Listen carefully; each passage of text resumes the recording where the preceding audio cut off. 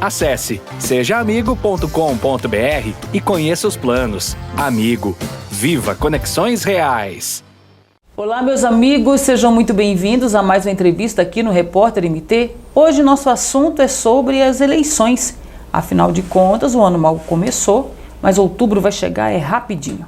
Para conversar conosco sobre esse assunto, está aqui na nossa bancada o juiz Antônio Peleja, ele que é juiz auxiliar da Corregedoria Regional do Tribunal Eleitoral aqui de Mato Grosso. Seja muito bem-vindo, doutor Antônio. Muito obrigado, é um prazer participar do seu programa. Deixa eu lhe perguntar uma coisa, as eleições desse ano são voltadas ali para prefeito, para vereadores, e devido ao número de candidatos, elas são um pouquinho mais complicadas, por exemplo, elas apresentam mais complicadores no quesito de fiscalização? Olha, eleições municipais escolhem a base do nosso sistema democrático, né? Porque os vereadores, os prefeitos, eles que dão sustentação à vontade popular de nosso regime democrático. São eleições verdadeiramente pulverizadas, e por isso a Justiça Eleitoral tem que estar presente, com uma forma de interlocução, também com uma forma de fiscalização, mas sempre em conjunto com o povo e com os nossos partidos, candidatos, porque nós temos que acabar com essa visão de justiça como uma forma impeditiva. Não, a justiça, há as regras do jogo. As regras do jogo, elas têm que ser seguidas, e somente se essas regras não forem seguidas, a justiça, ela existe justamente para deixar a disputa em termos igualitários, né? Para que o princípio da democracia ele prevaleça sobre eventuais abusos, né? Abuso do poder econômico, abuso do poder político. Então a justiça é um árbitro, um bom árbitro é aquele que aparece menos. E a gente percebe que a cada ano um novo desafio vem pela frente, né? A gente falando de quantidade de candidatos e tudo mais, no ano passado Mato Grosso ganhou um novo município, né? Aumentou um pouco mais esse território eleitoral aqui no nosso estado. Aí a gente percebe já atualmente esse boom das redes sociais, não é? Então eu queria perguntar para o senhor justamente isso, qual que é o maior desafio da justiça nesse aspecto, para essas eleições? Com esse boom das redes sociais, tanta coisa acontecendo ao mesmo tempo. Olha, nós temos um órgão centralizado, né, que é o Tribunal Superior Eleitoral, e esse órgão, ele dita as diretrizes para os tribunais regionais eleitorais. De nossa sorte, a desembargadora Serli Marcondes Alves, que é a corregedora regional eleitoral, ela dita as diretrizes em nível e âmbito estadual, no âmbito da Corregedoria Regional Eleitoral. Tá? O TSE, por sua vez, eu vejo uma preocupação muito forte, e nota-se que as resoluções que regem as eleições, em março, elas têm que estar editadas, tá? E as instruções vão sair. Houve, até 2 semanas atrás, houve a possibilidade, audiências públicas e possibilidade com que cada cidadão se manifestasse, né, cada juiz se manifestasse, cada eleitor, enfim, acerca dos temas do eleitoral. Tá? Então, eu vejo como grande preocupação nessas eleições, primeiro, um grande maniqueísmo que há na divisão da nossa sociedade. Tá? E esse maniqueísmo, às vezes, ele aflora no dia das eleições. Isso tem que ser resolvido com o tempo. Nós somos uma jovem democracia. Nós vemos até nos Estados Unidos, que é um sistema, vamos dizer, um pouco mais consolidado. Nós saímos do regime ditatorial efetivamente em 1988, com a Constituição Cidadã, mas para os Estados Unidos existem também essa grande dicotomia, né? Que é uma questão até a ser estudada. Porque ser de esquerda ou de direita, todo mundo tem seu direito. O problema são os extremos, né? A extrema direita, extrema esquerda, tanto faz. Né? Já dizia o filósofo que em médio vistos, a virtude está no meio. Então é uma grande preocupação, tá? Mas a Justiça Eleitoral está preparada, né? Com a conscientização do eleitor, com o diálogo, tá? Isso é muito bem equalizado. Mas em nível de desafios, eu cito fake news, que hoje a desinformação no âmbito das eleições, e a desinformação ela é muito bem articulada, ela é muito bem jogada, os hospedeiros ficam fora do país, é uma dificuldade de interlocução. Essas grandes corporações, essas grandes empresas têm que ter como aliado, né, e o Estado e vice-versa, tem que funcionar de uma maneira mais harmoniosa. Por quê? Porque o que se publica, né, algumas das vezes se publicam desinformação, fake news, né, e a justiça ela tem que agir para cessar. Porque, como se diz, uma mentira dita 1000 vezes se torna verdade. Então esse é o grande desafio.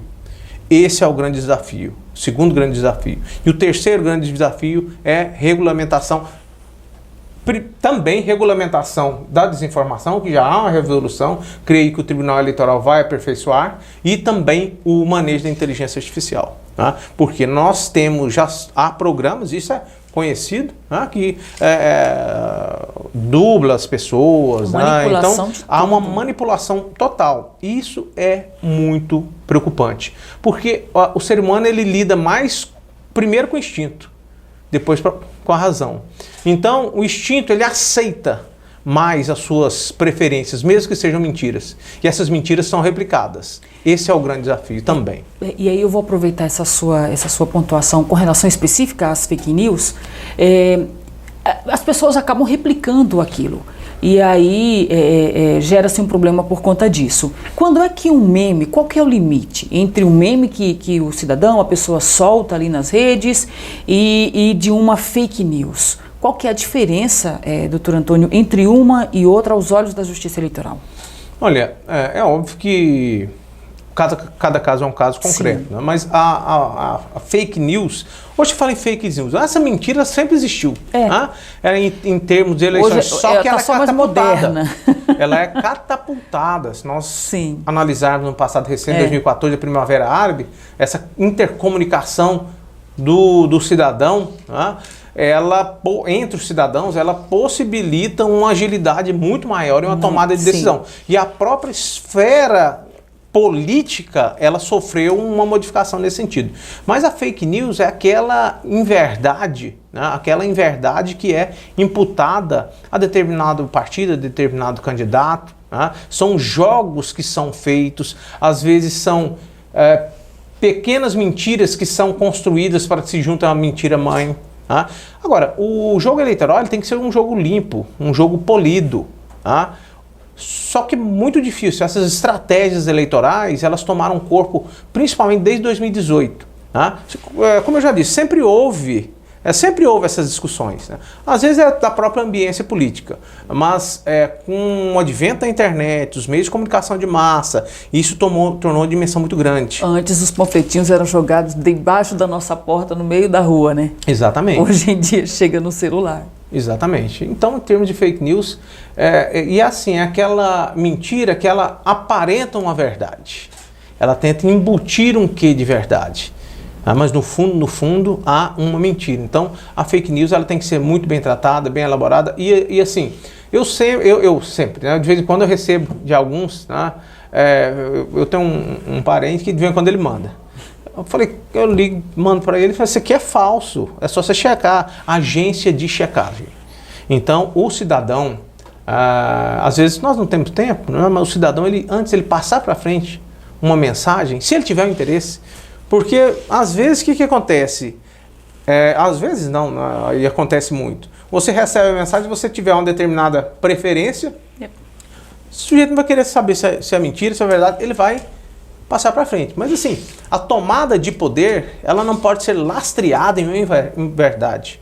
A assunção de um cargo público é muito político, porque eles que ditarão as diretrizes de nosso país. Então, chegar no poder com base em falsidades, não é harmônico ao nosso sistema democrático. Né? Então, quando eu recebia, né, em época de eleição, mas você checou? Assim, isso aqui é tão escandaloso, sabe? São coisas tão escandalosas que você checa e as agências de checagem são muito eficazes, só que elas têm uma velocidade muito menor à propagação da inverdade. a verdade ela demora 10 vezes mais para se infiltrar do que a inverdade. Essa é um grande problema. E as agências de checagem de fatos, elas têm uma atuação muito importante no âmbito das eleições, né, no âmbito da consolidação da democracia. Inclusive, em 2018 foi feito um evento aqui em Cuiabá, um dos primeiros países, vieram agências de checagem, essas grandes meios, né, de comunicação pela internet vieram, houve discussões bastante frutíferas, porque elas têm as regras delas, né, e o ideal é que haja um intercâmbio, né, e uma articulação, né, para que elas também se submetam às regras nacionais. Porque se uma inverdade estiver sendo propalada e ficar caracterizada essa situação, isso tem que ser cortado quase que imediatamente. E qual que é a penalidade nesses casos? Por exemplo, a galerinha que fica ali no WhatsApp mandando as coisas para grupos, hoje tem uma limitação com relação a isso, mas não impede que as pessoas continuem com esse hábito de espalhar as fake news. Quais que são as penalidades previstas hoje? Olha, a parte das penalidades que há na Justiça Eleitoral, isso é de um volume, de uma intensidade tão grande que é difícil a fiscalização. É óbvio, se verificar e identificar quem propalou essas mensagens, essa pessoa vai ser punida. Ela vai ser punida com multa, né, de acordo com as regras do sistema eleitoral. Mas o fator mais preocupante é o próprio cidadão que propala essa inverdade. Né? Porque você pode até localizar, né, até você identificar, né, proibir a veiculação como uma inverdade gritante no sistema, é um lapso de tempo que ele tem que ser encurtado cada vez mais. Tá? Então, assim, o que se deseja é a conscientização do eleitor, né? A conscientização daquele que recebe a mensagem. E as pessoas não se preocupam com isso. Elas vão divulgando, e às vezes por interesse próprio. Por interesse próprio. Virou um dualismo muito grande. A Corregedoria por si, pelo desembargador Serli, ela faz constantes reuniões com juízes. Tá? Nós temos como prioridade a questão da biometria. O Estado tem que avançar na questão da biometria. As juízas e juízes eleitorais do interior, nós fizemos reuniões com eles para que haja uma interlocução com os executivos municipais, para que haja o auxílio necessário. Mato Grosso ele tem cerca de 90% de eleitores com a biometria. Biometria também é uma implementação da segurança. Tá? Então, essa questão da biometria os trabalhos estão bem intensificados. Né? Está até que o doutor Aristeu, que é o juiz auxiliar da presidência, a presidente Maria Aparecida Ribeiro, né? Vão ser feitos grandes movimentos agora, nesses meses. Você acredita que com essas ações Mato Grosso chegue a 100%?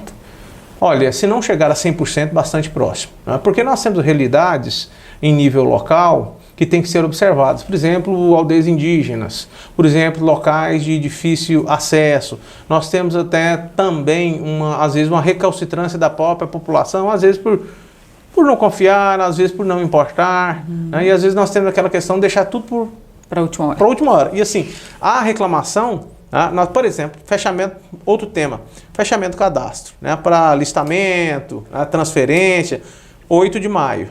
Só que é o prazo final, mas todos os cartórios pós-eleitorais estão à disposição do eleitor. Então, é o momento de se dirigir aos cartórios eleitorais para regularizar a situação. Um outro ponto, nós temos o Zona Sem Fronteira.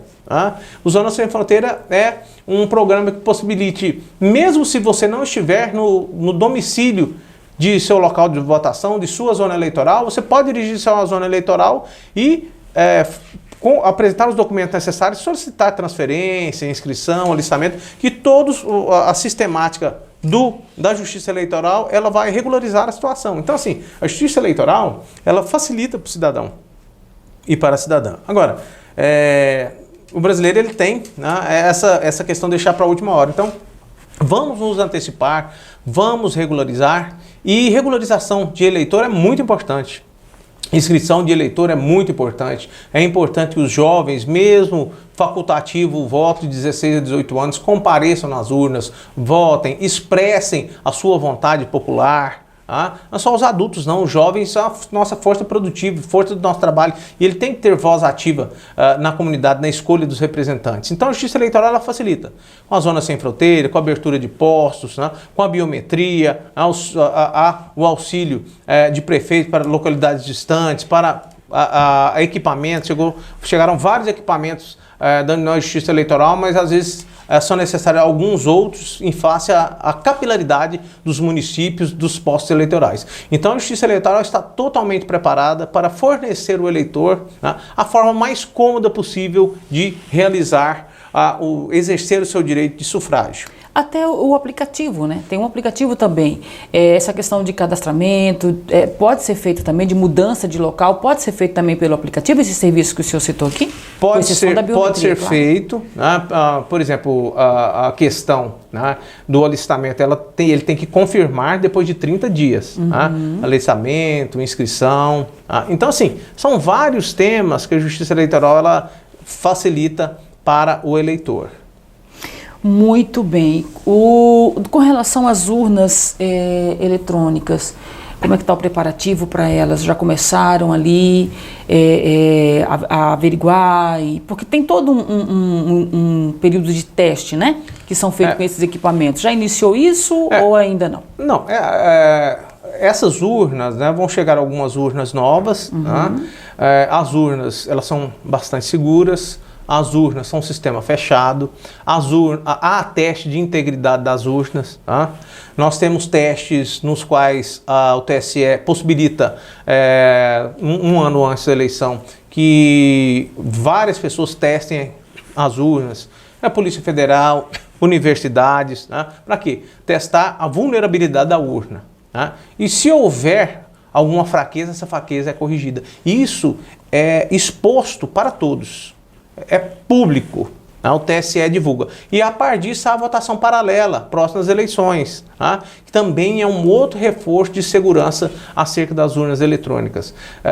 Então, estou falando de teste assim, de integridade da urna, de segurança da urna. E a estratégia das eleições, ela é muito bem montada. Nessas urnas, elas vão chegar a etapa temporal adequada para cada passo que nós vamos dar. As urnas, há urnas acondicionadas já, elas vão ser testadas, elas vão passar por todos os testes necessários para que chegue no dia das eleições e funcione bem. Mas só queria dar um exemplo. Na última eleição, sim, naquela região de Nova Monte Verde, Nova Bandeirantes, Apiacás, houve uma queda de energia. E o que aconteceu? Imediatamente o sistema do tribunal, há urnas de contingência, havia urna de contingência em Sinop e em Cuiabá. E as baterias das urnas foram acionadas, não tivemos problemas, quedas de urnas por conta da falta de energia. E em poucas horas, 1 ou 2 horas, uma aeronave já saiu de Cuiabá com urnas, passou em Sinop, pegou as urnas e foi para o local. Quando chegou lá, não foi necessário.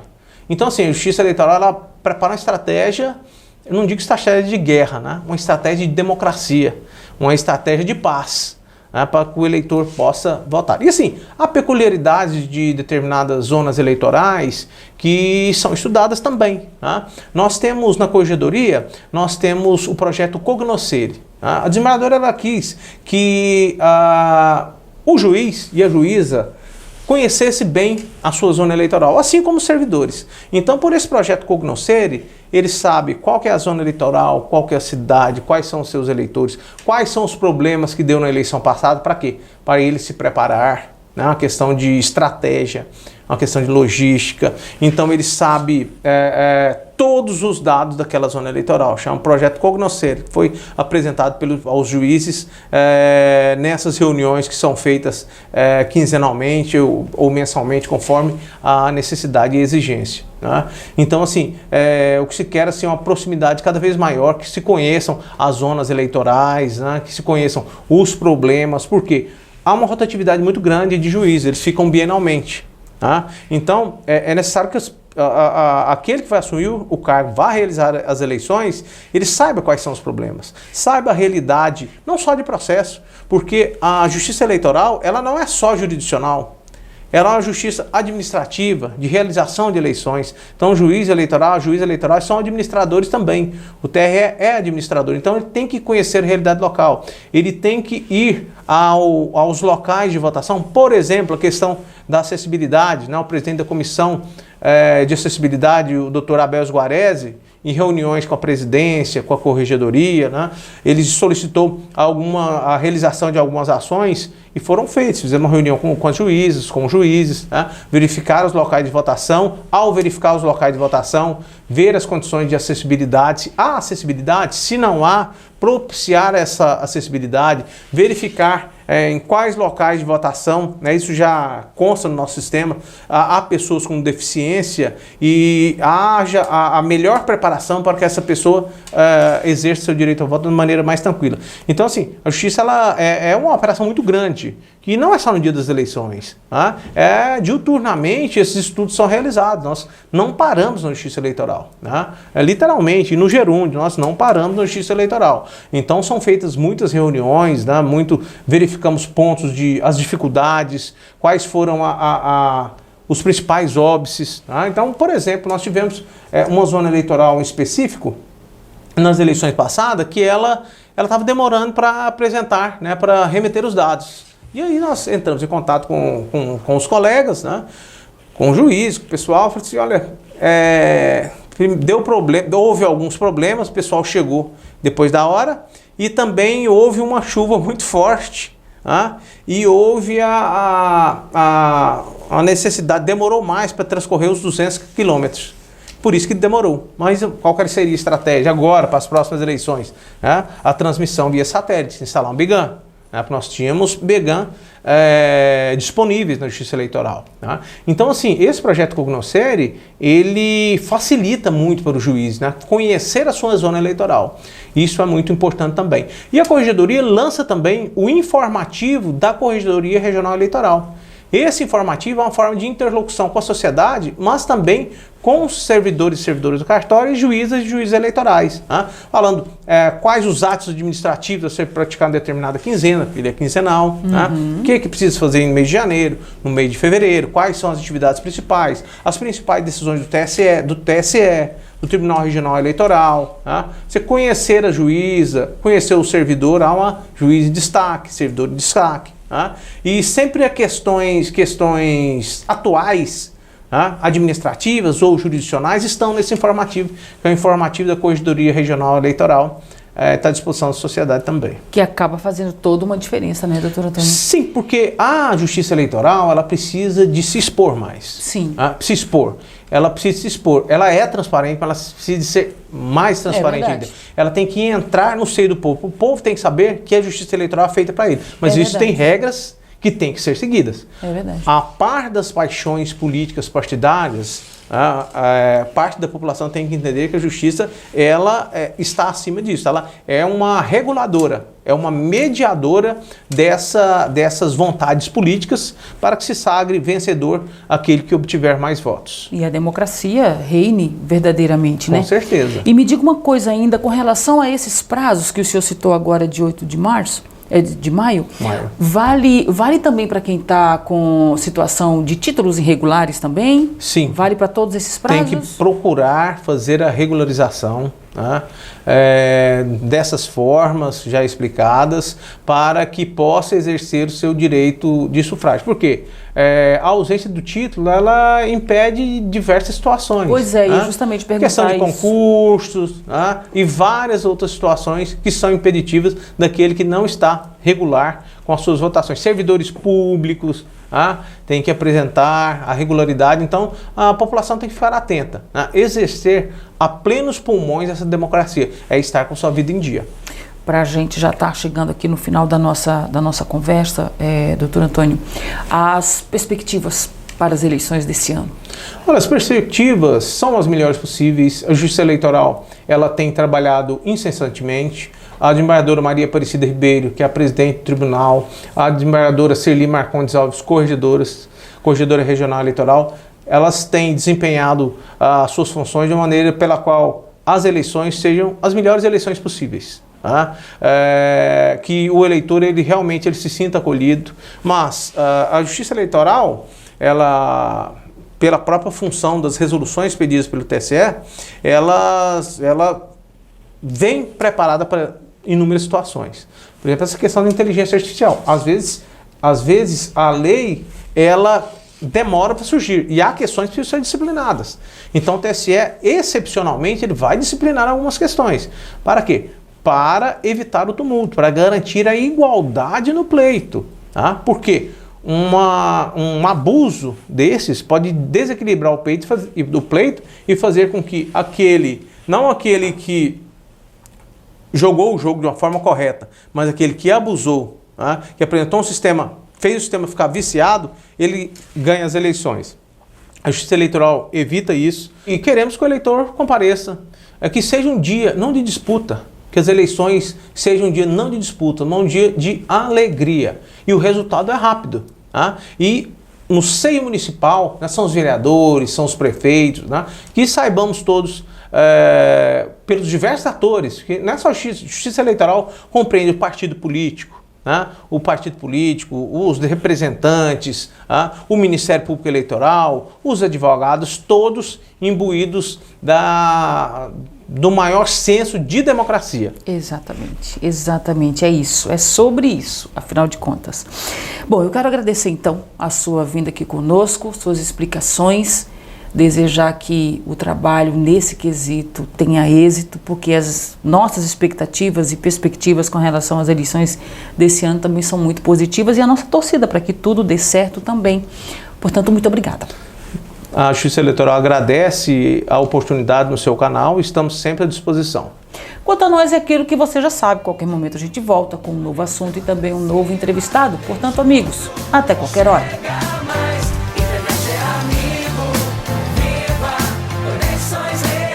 Acesse sejaamigo.com.br e conheça os planos. Amigo, viva Conexões Reais!